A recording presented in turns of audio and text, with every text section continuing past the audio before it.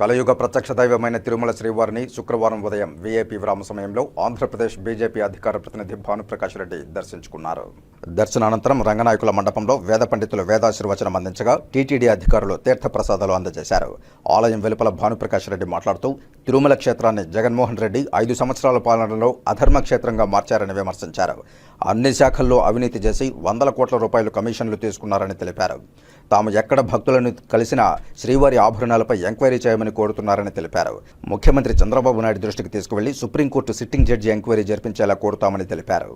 శ్రీవారి నగలకు సంబంధించి తిరిగి దాని మీద పూర్తి స్థాయిలో విచారణ చేపట్టి భక్తుల్లో కలిగినటువంటి అనుమానాలని నివృత్తి చేయాలని చెప్పి మేము కోరుకుంటున్నాం.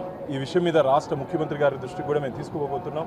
ఎందుకంటే గతంలో ఈ 5 సంవత్సరాల్లో కేవలం మట్టికి మిగతా విషయాలకి పరిమితమైన అనుకున్నామే తప్ప భక్తుల్లో శ్రీవారి భక్తులు ఇంత ఆందోళన ఉంది, ఇంత భయపడుతున్నారని చెప్పి మాకు అనుమానాలు లేవు. కానీ ఈ మధ్య గత 10-15 రోజులుగా విపరీతంగా భక్తుల నుంచి ఫిర్యాదులు వస్తున్నాయి.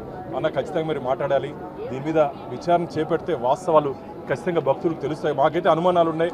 ఆ ప్రభుత్వంలో ఇక్కడ పనిచేసినటువంటి అధికారుల మీద మాకు నమ్మకం లేదు.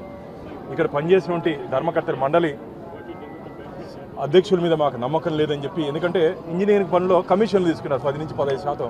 టీటీడీ చరిత్రలో ఏ రోజు లేకుండా ఉంటే కమిషన్లు తీసుకున్నారు. కానీ ఇంత జరుగుతున్న టీటీడీ విజిలెన్స్ ఏం చేస్తామని చెప్పి నేను ప్రశ్నిస్తున్నాను.